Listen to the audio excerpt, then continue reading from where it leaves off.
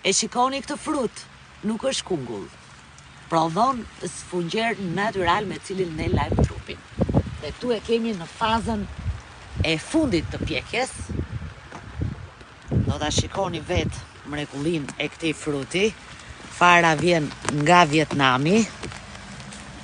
Shikoni sfungjerin brenda.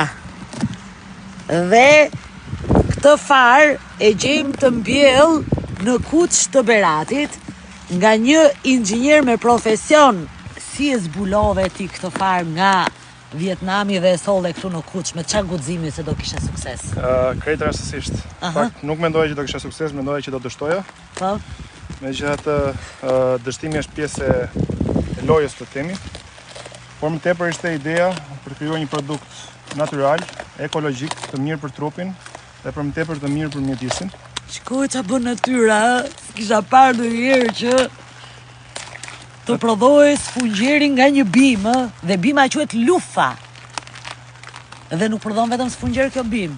Kjo bim, kur e marrin në dorë aziatikët, e përdorin për çaj, e gatuajnë për gjell. Janë rreth 30 produkte që mund të nxirren, por që ka dhe përdorime të tjera në industrinë farmaceutike apo në industritë e tjera, si fibër. Lufa, ja dhe fara. Fara është me ngjyrë të zezë. Fara mund të konsumohet, mund nxjerret vaj nga fara që edhe ai për lëkurën dhe për flokun.